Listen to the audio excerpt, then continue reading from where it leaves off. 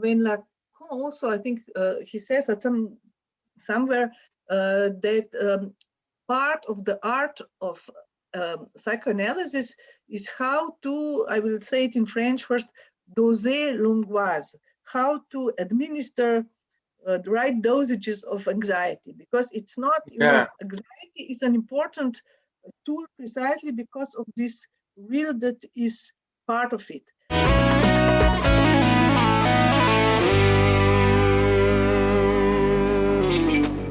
I'm honored today to have with me the Slovenian psychoanalytic theorist and philosopher Alenka Zupančič to discuss why psychoanalysis is still relevant today by discussing her book, Why Psychoanalysis?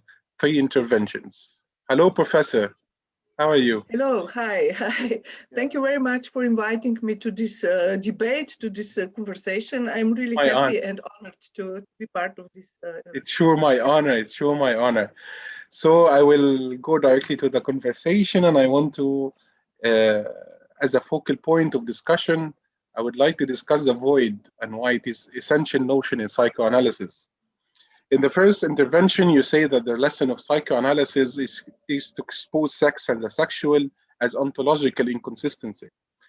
In other words, as a void, saying in the second intervention that this should incite the engagement of the subject in his own destiny, as always already social, that is, as always already taking place in the field of the other and irreducibly connected to it. And this would happen by the separation of the void from the other, or the object that drives its structure. But Professor, how can the other survive the loss or separation of that which drives the machinery of its meaning, the generator of meaning? And isn't this the very definition of the total collapse of the subject, losing the support of the other in the very radical way of its own collapse? Yeah, thank you for this question. I mean, it's a very complex question, and there are lots of things to unpack there, I guess, in order to get to the final point or the final question that you are making. So perhaps, I think perhaps we should start with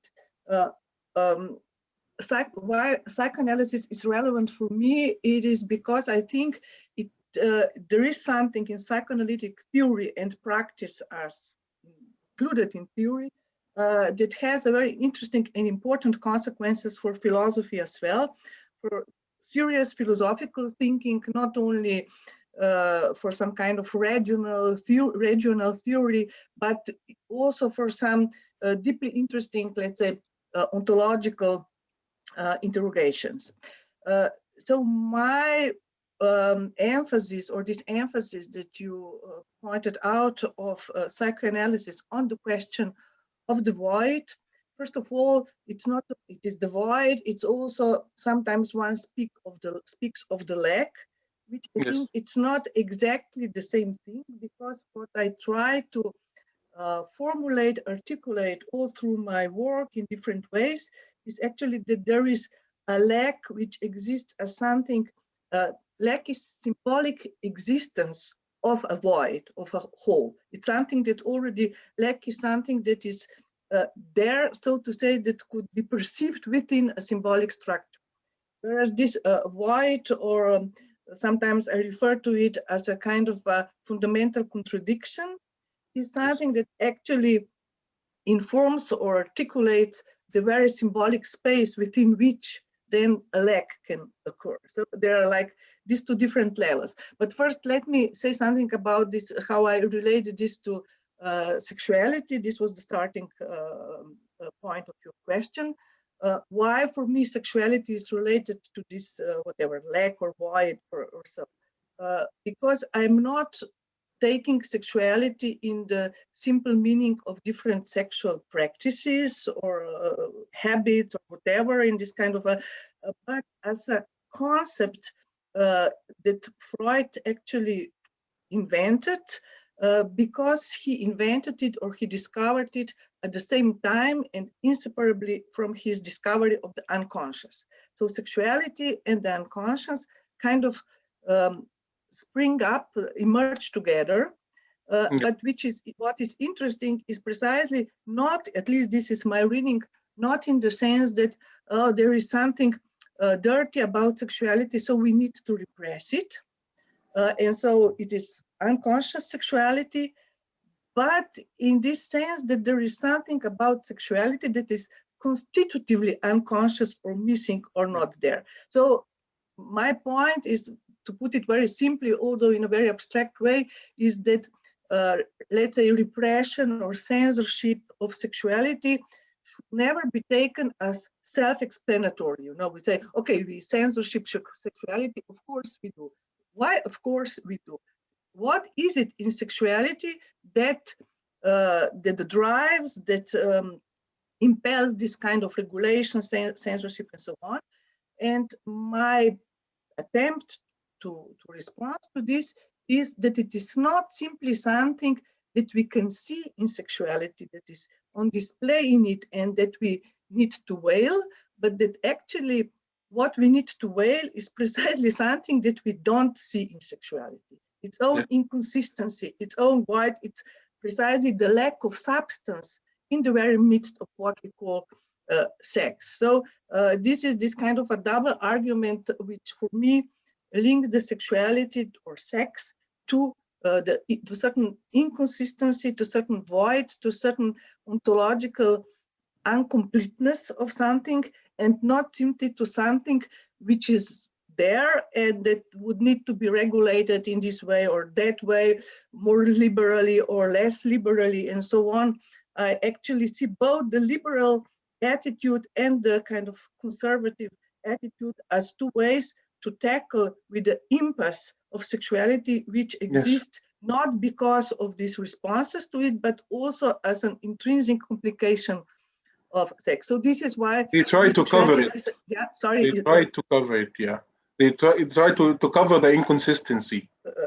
Precisely, or to try to make it part, even exploiting in some way, or try to make it into some kind of a higher, present as a kind of higher relationship, you know, often of subordination or something like this, like two principles, yin and yang, and whatever, complementarity. I mean, there are all these attempts to kind of tackle with precisely that in sexuality, which does not work inherently, but which at the same time invades or is prolific in all other spheres of human action and of human activity. And for instance, for me, it is important to stress that Freud did not reduce everything to sex. His point was not, okay, at the bottom of all our problems is something to do with sex. What Freud did was precisely discover sexuality as a problem. There was nothing self-evident about it. This was not that it is something with which, a key with which we could explain every other problem, but it was itself a problem to be investigated. And this is how his, and also there is one very interesting remark that Lacan makes in relationship to Freud. Why this caused such a scandal when Freud started to talk about sexuality? And Lacan says something very interesting. He says, not simply because all these intellectual activities, for instance, involved in sublimation, like writing or painting, are for Freud related to sexuality, and so that there is this kind of abasement of intellectual activity because of its sexuality. What Freud actually showed is rather that sexuality itself was a highly intellectual activity. I mean, yes, this is a true scandal of it. Yes. Yeah, this is the true scandal of it. It is not simply, and all this representation of just animal copulation, very low and base, these are already fantasies covering this kind of contradictory intellectual activity. It's culture per se. It's a culture thing per se, because it's culture thing, symbolic somehow. So for me, it is precisely, I took the concept of like a concept precisely of sexuality as precisely the concept which in psychoanalysis tackles with or addresses precisely the inconsistency of being itself or structure itself. So that this is not simply, could be seen as a way in which one can establish a certain relationship between the, let's say, subjective or individual and social or symbolic, the big other, where the two kind of coincide precisely in this lack, in this void. And so that there is, that sexuality is symptomatic also of certain inconsistencies, of certain problems, of certain troubles that constitute our general society and social world. So not just like personal troubles. Yeah. So for me also, this is why psychoanalysis is never simply about, I mean, the way I read Freud is precisely first by not separating between his more clinical studies and work and his more metaphysical essays, like the civilization and its discontents and so on. Yeah. His later works, his later works, when it is clear that it is not what Freud does. Psychoanalysis is not simply a therapy that kind of takes us as a kind of individuals with certain problems, and then it helps us adjust to whatever social functioning there is around. No, all the time Freud was, from the very beginning, with hysteria and so on, he was establishing the link between this so-called individual pathology and the social pathology, or something in the social that doesn't work or that generates a specific kind of subjective responses. So it was always also about a certain truth about the social, not simply about our pathological incapacity to deal with reality. But also, what is it in reality itself that is inconsistent, problematic? What are the antagonisms that then generate this kind of symptomatic response? So this is why Freud took symptoms seriously as something that one can learn from, and not simply as something that one aims to make disappear as soon as possible. And this is what you have now in the mainstream therapeutic treatment, with all this medical treatment and so on, where the only objective is how to make the symptoms disappear, not how to learn from them, but just to facilitate our lives by making the symptoms disappear. And Freud's perspective, I think, was very different for this. It was, these symptoms are not simply telling us something about this or that person, but also of the very structuring of the social, of whatever the games and structures that are involved, and we can learn from them. We can this is why, for me, of course, psychoanalysis starts by putting the subject within its social dimension and not the other way around. Like, even though it seems like the setting is you go to the analyst and you are isolated there completely from the world and so on. But this isolation is part of the production work that kind of precisely you bring all this work with you. And what you do there, it's not at all disconnected from the rest of what is going on the social level and so on.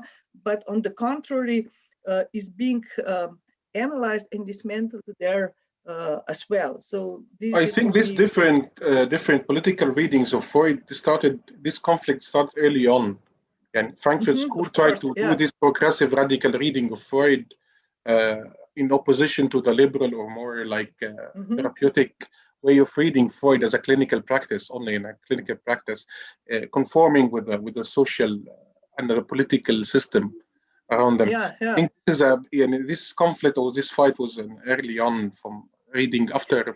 From the very beginning. I think so, because there is, I really claim, in kind of intrinsically political dimension to Freudian theory. Freud was not directly involved with politics, at least not very much, but there was some dimension of his theory that was intrinsically political, because it pointed to these consequences. It did not stop at saying, okay, but yes, you are hysterical. This is not the answer. This is the question. Okay, but why? How come? How is? I mean, this is very different from just labeling somebody with a diagnosis. And then, or even, you know, I hear today many psychoanalysts even and therapists are complaining that the whole idea now, the mainstream perception of how therapy works is that actually somebody comes to you with her problems, and you don't know exactly what is you don't diagnose them, but you diagnose them on the basis on which drug that you prescribe will work for this person. So you say, okay, maybe you have this problem and you prescribe a drug therapy, like chemical therapy, and then if the person responds to this, you said, okay, you have this disorder. If the person doesn't, so you know, it's a completely, I mean, if you start out from Freud, but actually they really speak, okay, I don't know. It seems that sometimes the patients, whatever clients ask, what is my problem? I don't know yet. Let's see what works, you know, and then I will tell you what. But this is, as I said, it's a completely doing it the other way around. I mean, it's precisely just silencing the symptoms, cutting off the very presence of discomfort, which with all the discomforting dimension of it is also a path to truth, if you want, and to change perhaps something in the way both individually and socially and collectively, both individually and precisely. And if the whole game is just, okay, people don't want to feel any kind of malaise, any kind of discomfort, just please help me get rid of this. But then you just not only sweep under the rug, you kind of really doubly repress what is already repression. You know, you repress the repression, so to say, by just eliminating the symptoms. You don't work with it. You don't learn anything from it. You just try to pretend that it's not there and construct some kind of a society or structure, which of course then will work only for those also who can afford it in this way. I mean, this is a very a vein of psychoanalysis that was never of any interest to me. I was always interested precisely in these intersections of psychoanalysis, both with philosophy and politics. It's again the same covering of the inconsistency, but on another level. It's more and more social, socio-political level. It's covering all the inconsistencies that are there. But Lacan, Gasser, and Freud, of course, it's to uncover this, to point out and separate this inconsistency, this ontological inconsistency.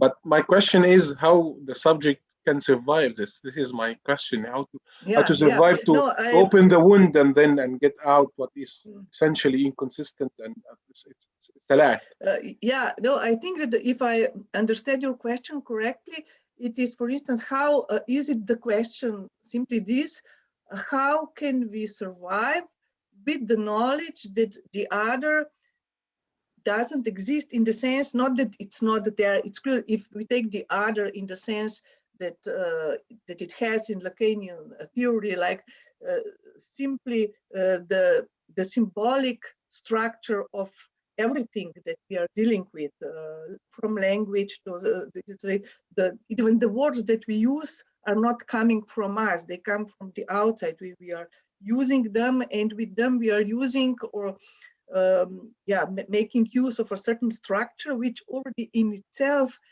has certain things that it allows us to do and certain things that it doesn't allow us to do, and so on. So if we take big other, or in the sense of some guarantee of that what is going on both socially and perhaps even like in nature or religiously has some kind of ultimate consistency or reason, or that there is a cause of everything.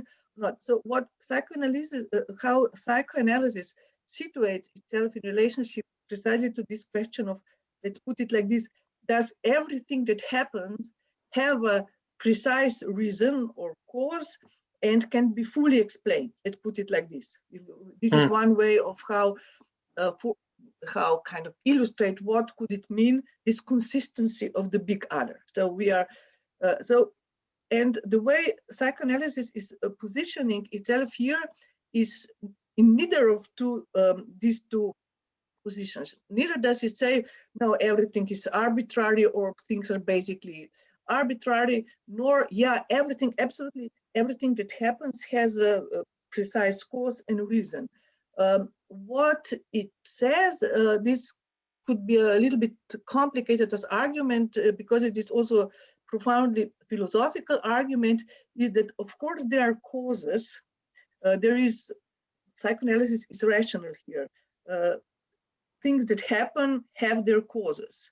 Yes. But still, and this is particularly true for the psychological, symbolic, social causation, there is also a moment when something is, we make a cause a cause.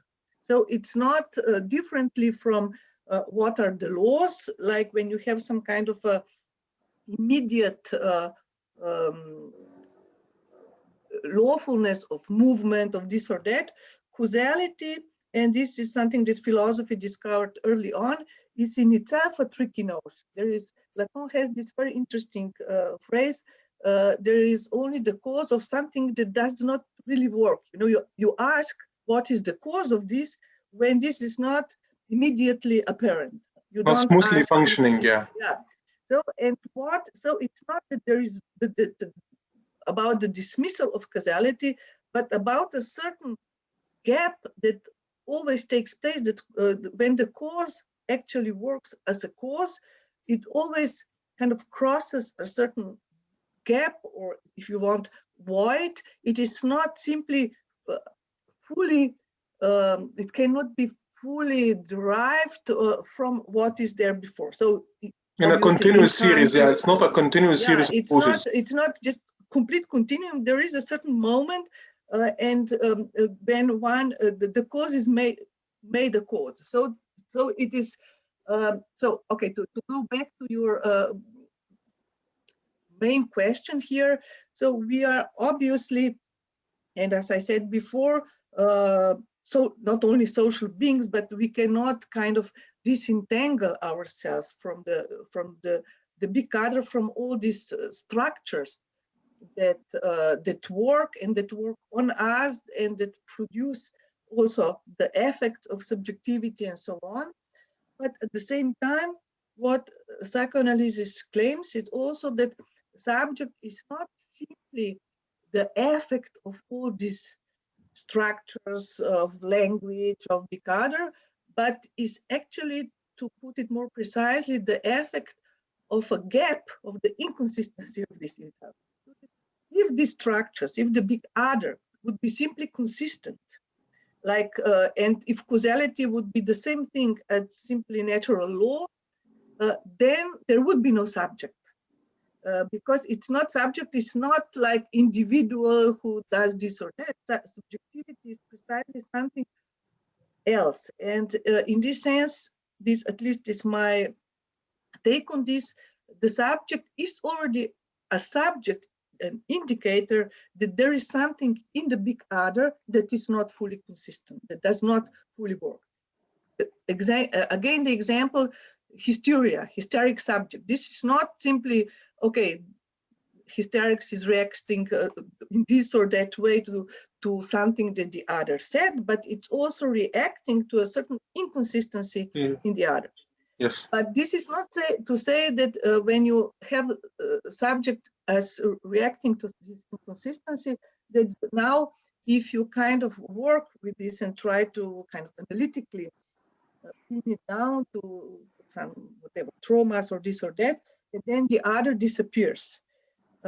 What happens is that the subject shifts its position towards the other in a way that to put it very, very simply, that in which a subject resumes a little bit more of, let's say, autonomy.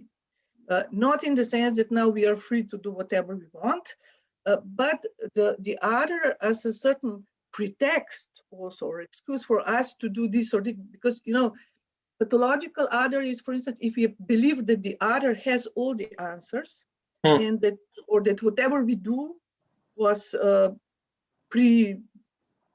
kind of already inscribed in the other, then there is a certain way in which this seemingly completely asubjective structure, because we completely kind of subjugate ourselves to the other, is actually extremely subjective, I would say, this form, because, and this is clear, for instance, in the clinical definition of perversion, which goes like this: a pervert is somebody who makes itself completely disappear, who pretends that the big other, that he is just the toy of the big other.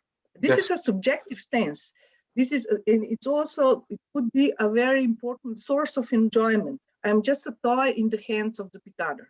Big other, yeah. And it's there is a very, very discernible subjective dimension and gain in this position. So it's not so easy to just say, okay, now we get rid of the subject. Yeah, and not be precise. So it is not the choice is not between the subject and the big other or the other. It is precisely what we have to do is to kind of and which psychoanalysis does, I think, to really take a close look at their articulation. And one of the way in which this is then conceptualized, for instance, in Lacan, is with this concept of the small a, object small a, which is a third instance. It is neither simply part of the subject nor simply belongs to the other. It is precisely the very point where they are somehow not really indistinguishable, but this is precisely but it is not, doesn't belong, subject doesn't have it, the other doesn't have it. And so, but if you suppose, and this could be part of the answer to his question, if you simply keep presupposing that the other has this mysterious object, that it is actually in the possession of this object, this informs and produces a certain kind of pathology, which is clearly aimed at helping the subject not to see, to put it again very bluntly, the inconsistency or the lack in the other, or something like this. But this actually often happens. And now if you say that in psychoanalysis, ideally, or other kinds of experience, you kind of experience that the other doesn't directly possess this object. This doesn't mean that then you can say, okay, so now the other is no longer so precious, but this is precisely the point where the other becomes the most relevant for you. Because there you can actually establish a relationship to this other, to this structure, which is not kind of impeded by this object, in the sense that you actually only see the other as the carrier of this object, not as, let's say, the other of social structure and so on. I mean, I'm not sure if this makes it any makes sense, or it's too technical perhaps, but anyway, it is my profound conviction is that, and here there are different schools also in Lacanian psychoanalysis. I don't think that getting rid of the other simply is even possible, or that it's not, or kind of indifference. Obviously, that there is, because this is as if part of the subject would be completely amputated. This is not how, I mean, one can, it's not even that one can stop speaking. It's simply, I don't see what would be but how we relate to the other, and how then also we are able to shift something in the other by our relating to it in a different way. Which is a social and political question, right? Of course. And here, again, there are different schools in psychoanalysis. There are lots of, I guess, clinicians who would say this is not the problem of psychoanalysis. But for me, as I said at the beginning, it is very important, it was very important to say that Freud always aimed beyond it. Finally, to put it very directly, there needs to be a change in the social structure. I mean, for me, this is how I read the civilization and its discontents, all these things that Freud, and I think we are actually now, I gave this title to what will be my seminar in this European Graduate School this year, Civilization and its Discontent to dot, like we are really now again in a certain similar situation, almost, I would say, that was when Freud was writing this. There is so much of discomfort, of this Unbehagen that is accumulating in the social. And the point of Freud was not, okay, so now we arrive a psychoanalyst and we will help you to deal with this discomfort, and so as if it will disappear. No, the point is precisely that in some way this can really disappear only also when the social structure changes. At least this is for me the political impact. Of course, not directly. I mean, it's not that at the end of the analysis the social structure changes, but I think precisely the end of analysis should not be the end of this perspective or aim or work of psychoanalysis. It is something else, and it has to do precisely but this then of course is another question. It's political question, so in this sense it is not directly the whatever duty of psychoanalysts to deal with this, but they should, I think we should see this as a kind of direct prolongation of some interrogations that have to do not only but also with psychoanalysis.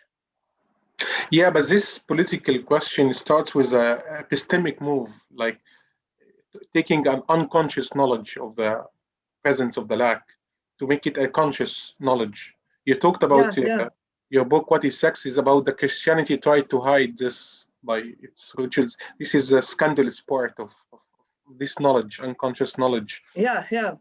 But there is a reason why it is scandalous, why it's obscenity. This presence, this sheer presence of the void or the lack in the other, big other. So I think this uncovering is not an easy way, or it's just a political thing. Mm-hmm. It has this existential ontological dimension of it, because and humanity tried for a very long time to hide it by rituals and religion and whatever. And I have another example or effect of it when you talk in the third intervention about the comedy and uncanny, which is experience of the collapse of the constitutive gap or void. The lack goes lacking.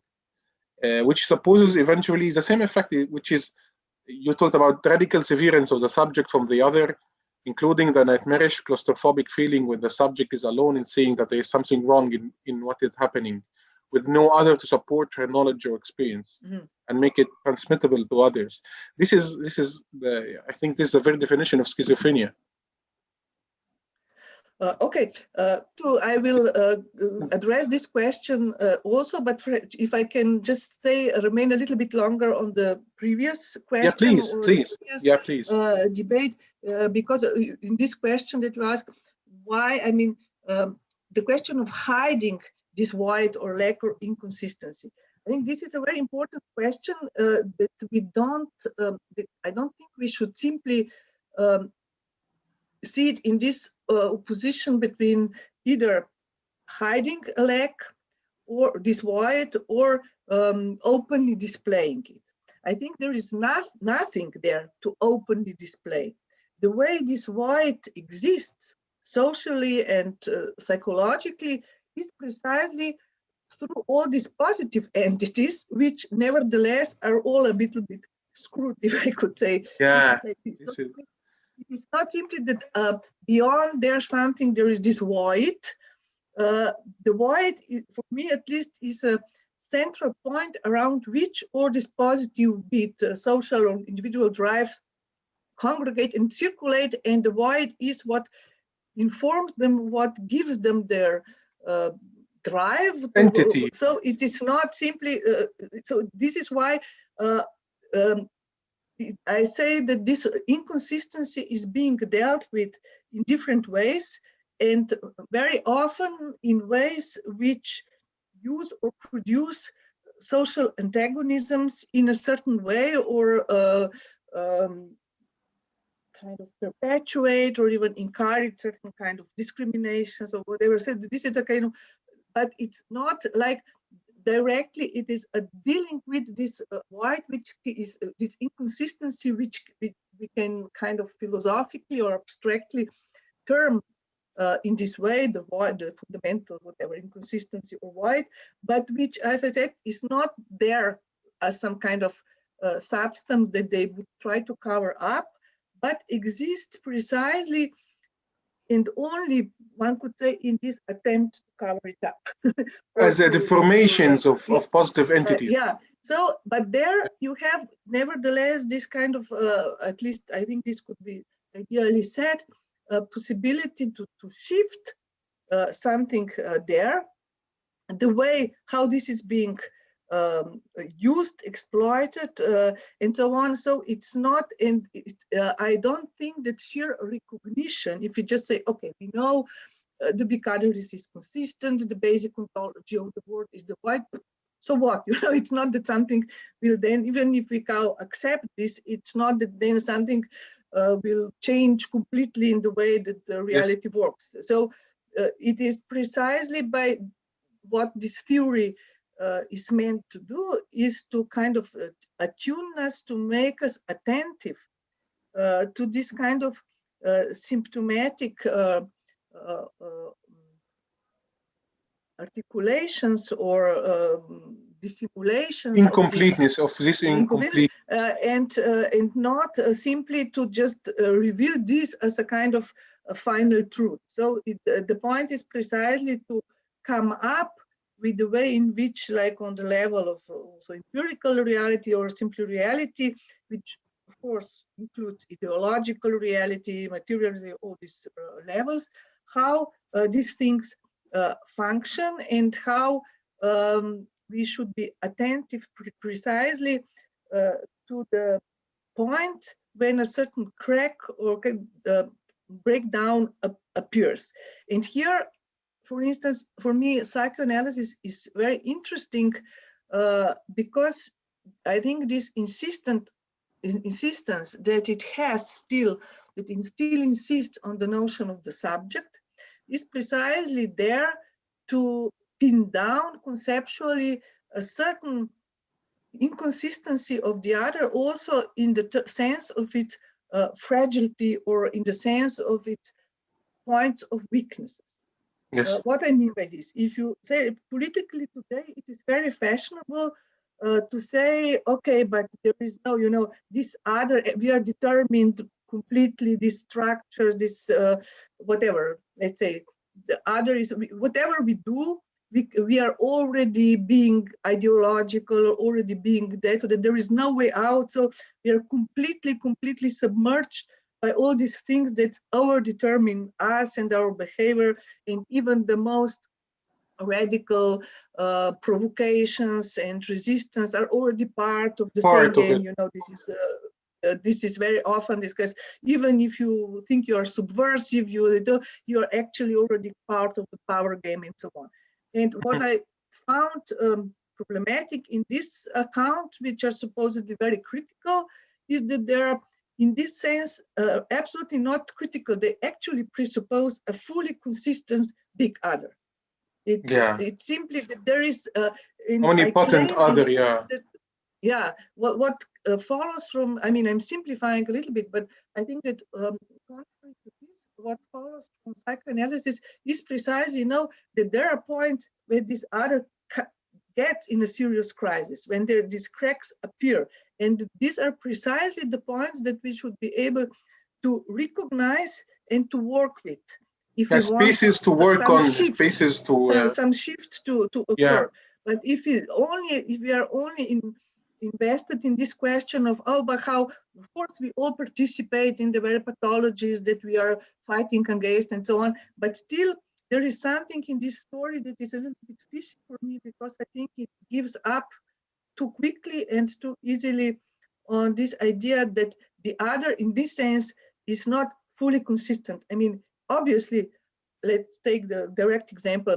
Capitalist order looks unassailable. I mean, it's so enormous, and if you saw all the really power that is condensed there, it's overwhelming. It's not that one can resist it, and then But nevertheless, this does not mean that it is not in itself inconsistent and that it could break down at some point or in some situations. No, and there are crises.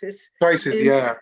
There are Crisis, and it's very important, I think, to have some whatever idea that there are crises and that these crises are also moments at which perhaps something else can occur.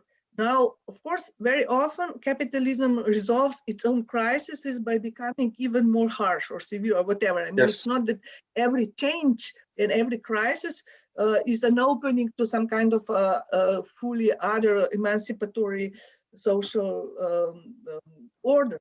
But nevertheless, the point that the other is not in this sense fully consistent, that even the masters of capitalism, they don't fully know what they are doing. It's not this, they are manipulating us.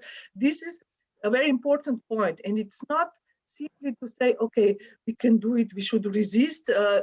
Obviously, we are not, at least not at this moment, in any true position of power to really challenge this. But it is not to say that this is a priori excluded or impossible, or that one should not be attentive to this kind of crises and really try to work out what is going there and what is the most neuralgic point that one perhaps needs to push just a little bit, or some occurrences, something that happens unexpectedly and changes a little bit the rules of the game. So this is for me political awareness. It's not simply this kind of abstract dream of changing the society, but of really being very attentive and to not working on the lack. So this is, I mean, just something to kind of not really conclude on this question of the social, because this is obviously a huge question, not to be concluded so easily. But this other part of your comment and question, which concerns the phenomena of the uncanny and anxiety, this was your it makes this effect on the subject, which is it's identical with the schizophrenic structure of symptoms. Yeah, you have this. I mean, in this phenomena of the uncanny, what Freud called the uncanny, but also in anxiety in general, and perhaps very, very directly, nicely illustrated in the figure of the double. You know, there is a whole double, like there is a whole literature from Dostoevsky to poem. I mean, the figure of the double for me is a very interesting figure here because it is also, it immediately poses this kind of ontological interrogation: whose reality is more real, mine or that of the double? You know, so if your double appears in all these stories, usually what happens is that this other is kind of taking your ontological place in reality. And the point is not only that this other is more powerful than you and or that he will survive you. For instance, Otto Rank had this idea that the double is so terrifying because it is immortal, because it is clearly that we will die and the double will survive. But then Clément Rosset, a French philosopher, also made this very nice remark that actually what terrifies us in the double is not simply that he or she is more powerful and indestructible and will kill us or survive us, but that it kind of induces a doubt into our very present existence. I mean, I will die or not. But the question that the double poses is, am I even alive now as we speak? Because actually when a double appears, it is the double who is the real, so to say, and the subject appears as the double of this double, not as someone. Yes, exactly. So constitutive lack of the subject. This so it's kind of, and this is also what I think what you described the situation is all about, when actually the other, we see this other, but our reality is already too weak or not strong enough to persuade anybody of this what we see. We see things happening, but socially nobody else is seeing this. This is it's not about the double case, it's about the uncanny. When someone's seeing something uncanny, you talk about this severance of the subject from the other. It separates. Yeah. This presence, sheer presence, separates the subject, and you talked about this effect. What is terrifying about the uncanny, not the double exactly, but about the uncanny. Yeah, the uncanny in general. Yeah, I know. It's just that I think it's also there with the question of the double, but in a kind of very. But otherwise, in the question of uncanny, I mean, this is a very interesting situation because this terrifying sentiment that there is nobody that you can persuade. I mean, there is no precisely. Here, literally, no other that can sustain your own experience. I mean, that you could share your experience with or verify it with and so on. It's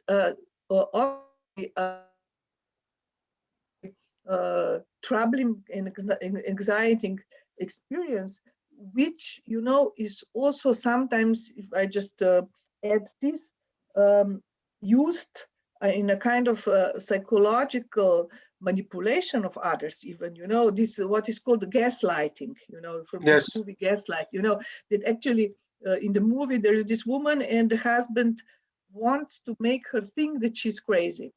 So he's kind of doing these uncanny things all around and then pretending that she's seeing that this is not her. So he's kind of constructing precisely this word for her, psychotic situation for her, where she can no longer verify her experience against anything because he clearly denies it, and kind of this where I think drives her mad, and actually think she starts to believe that she's crazy.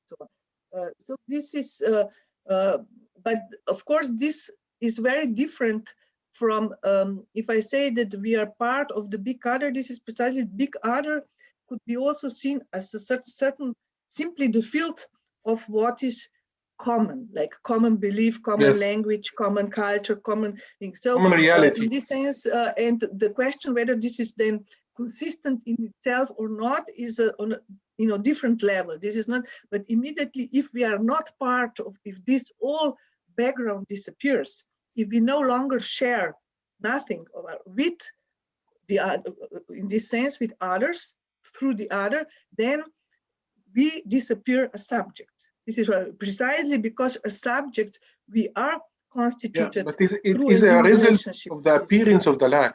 This is a result of the appearance of a lack. So what is the difference between this appearance and the previous appearance of the lack that someone in the analysis can go on and be healed of, or to have this new relation with the other? There's the same appearance of a lack, but this is destructive to the subject, and this is not. This is almost a healthy way of regenerating a new relation. Yeah, okay, here things get a little bit more interesting and complicated because precisely it is not, this is, you mentioned this, how Lacan formulates this, it's not simply the appearance of the lack, it is more like disappearance of a certain lack, which was constitutive, or a certain, this void that was constitutive for representation as such. I mean, you can, for instance, to try to illustrate this in a simple way, you can say that all representation, everything that we can represent ourselves, is already based on some kind of a gap or mediation. There is no immediate. If you talk about representation, it's never immediate. It involves a certain gap, and via this gap, then across this gap, you can form a consistent picture of what you think of as reality and so on.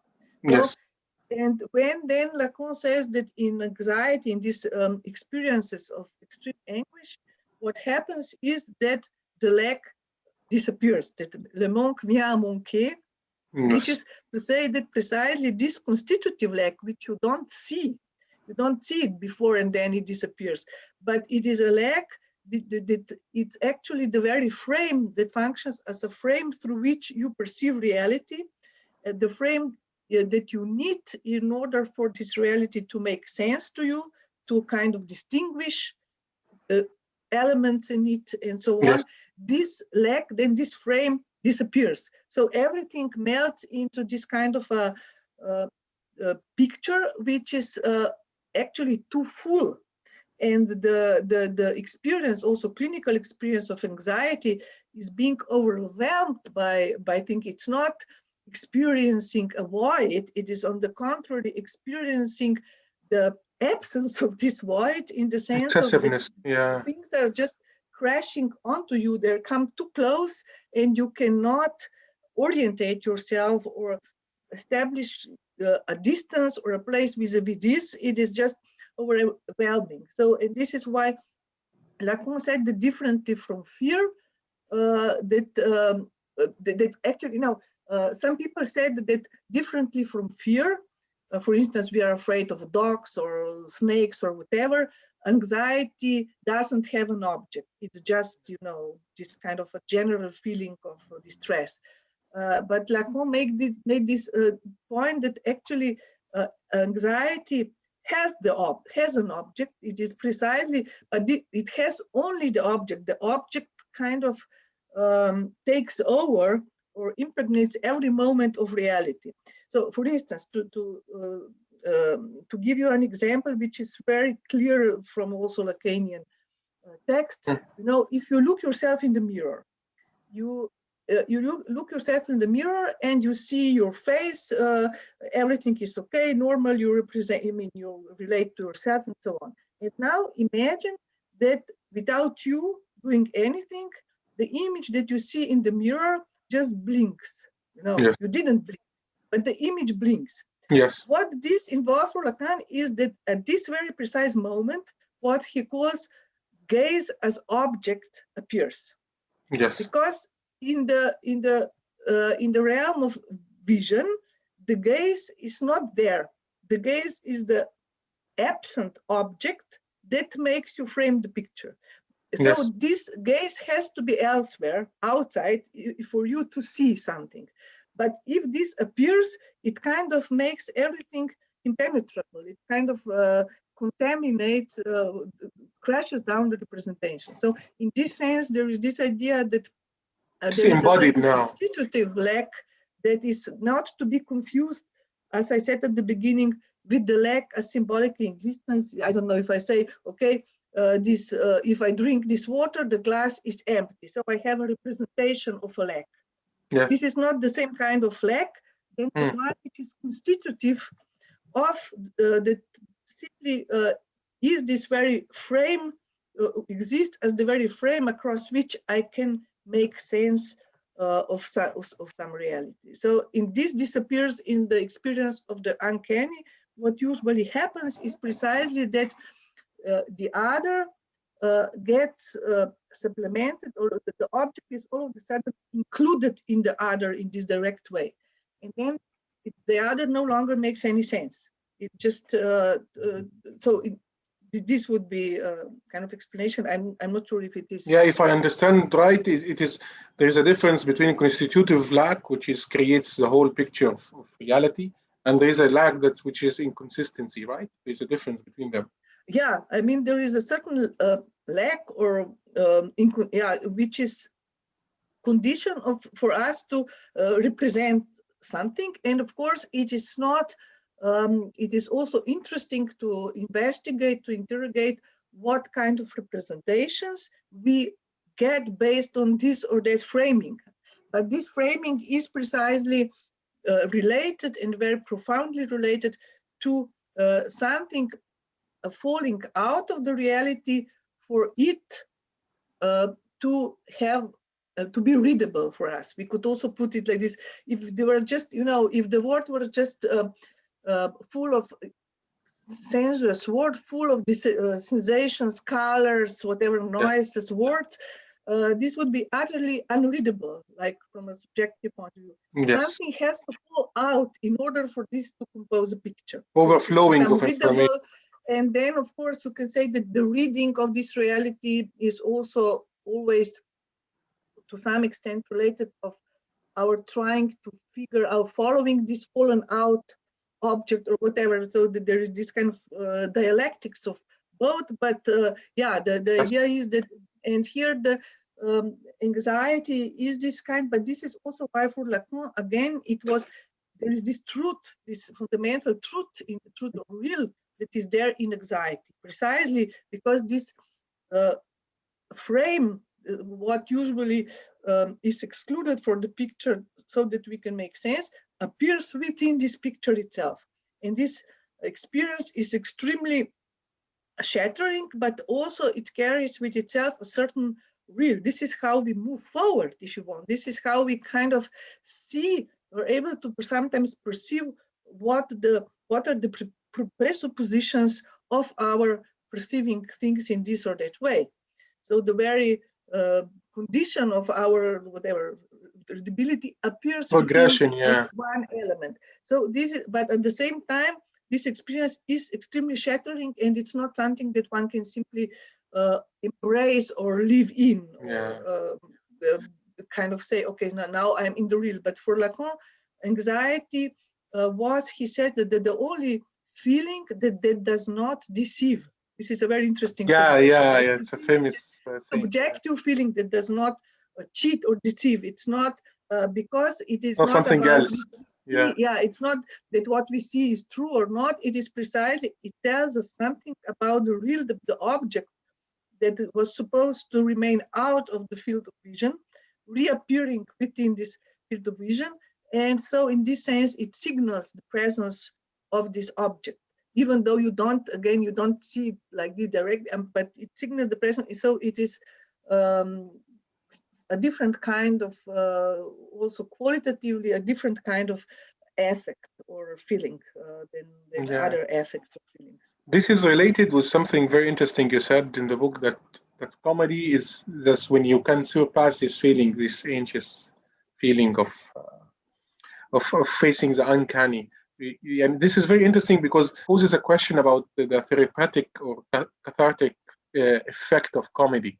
The comedic situation, and when you deal with this nightmarish situation as something normal, as something you can surpass or encompass with your knowledge. I think, very much so. I think that there is something about comedy and certain comic techniques and surprises and inventions that can have actually this kind of therapeutic effect. I'm not saying that comedy could, I don't know, replace psychoanalysis or something. But no, of course. Yeah. This is so very differently from psychoanalysis, which is still kind of confined also to certain places and establishments. It is a very, very common general social practice, comedy, joking, and so on. This is something that we actually all share at all moments, or at least in principle. So, and it is, I think, one way, I mean, it is very difficult and complex topics also, what exactly is the relationship between the comical, the comedy, and the uncanny or the anxiety, and because clearly comedy comes very close to this moment of the real appearing, but then it kind of has a way of staging or of introducing, perhaps we could say, put it like this, another level of representation within this very uncanny emerging of this impossible object. You know, that one actually equips us with certain tools where we can relate to some things which normally would incite a very profound anxiety in us. We can nevertheless relate to them through comic techniques, techniques and perspectives. So, and there is also one thing that I think perhaps is related to this, namely when Lacan also, I think he says at somewhere that part of the art of psychoanalysis is how to, I will say it in French first, doser l'angoisse, how to administer the right dosages of anxiety, because it's not, you know, anxiety is an important tool precisely because of this real that is part of it. But if you just decide to crash this on the subject, I mean, the perspective is not that you get completely overwhelmed and then you survive or not. I don't think this is. It is really how to work, too risky. For me, it is not that now we and on the other side of this complete subjective distribution, we will then perhaps emerge liberate the subject. There is something for me a little bit fishy, this narrative of course, you know, going. Yeah. So I think it's really the anxiety is not there neither to be completely. This idea that we should get rid of anxiety completely is politically and psychologically, I think, wrong. As much as this idea that we should simply kind of plunge in it head on, and have your chance. Give it a chance, and then, like throw up. Oops, you're over. Oops, you're over. Neither of this. So it is something to actually that we need to work with and not and try to kind of sustain at least some dosage of anxiety, not just to kind of try to make it disappear immediately. And I think comedy is actually here a social practice which administrate this encounter. Possible for us to do this. Not always. I mean, you have also different kinds of comedies and points, but it is very often it is about bringing into play and into consideration something that normally we would dismiss as completely outrageous or impossible or this or that. I mean, and then kind of by showing us a certain surprising aspect of this or that, I mean, it actually involves us or makes it possible for us to sustain or to preserve in the company of this real object without it inducing the anxiety to this level when it becomes unsupportable. Okay, this is also, I mean, just it could happen. I'm not saying that it always happens or that comedy is the answer to everything, but it is an interesting social practice that I think helps us also negotiate a lot of social conflicts. I think this is quite important. I mean, now there are all these ways in which comedy is being regulated because it often crosses the line of political subversive, this or that. And I'm really kind of very skeptical to this move of regulating comedy because precisely comedy, not because for me comedy is about transgression, but it is always, when it is interesting, about bringing in something that we don't want to see or deal with, exactly, and then situate it and give us time at least to kind of face it for a while and think about it, and even if we reject it or whatever. But I think it is a way how we very often socially negotiate many things, including such viral political, you know, issues like differences, racial differences, and so on. It is if in a manner of communicating with the other, you are not able even to joke about certain things that are obviously acute and problematic and difficult, then I think you really lose a very important means of dealing with this real. But this real will not disappear if we are just all serious all the time and polite with each other, which I'm all for politeness, not misunderstanding. I'm not. And that's why stand-up comedy is important. Yeah, but here, if you the real this uneasiness, this discomfort that we were talking about will be there. It will have no ways. This will then just explode in some way. So this is what I'm afraid of. That this repression. That if we repress the repression, we don't. This doesn't amount to any productive emancipatory move. We just make it impossible for us to actually deal with it. And this is what I was saying about the symptoms being cured before they can even inform us of what are the symptoms and so on. So where is the problem? Yes. Yeah. Yeah. I truly thank you for this conversation, and you cleared out many points for me. I didn't. I hope this to you and to people listening. But yeah, I'm really grateful, and hopefully there will be another. Yeah, I hope so. Yeah, I thank you. Thank you very much.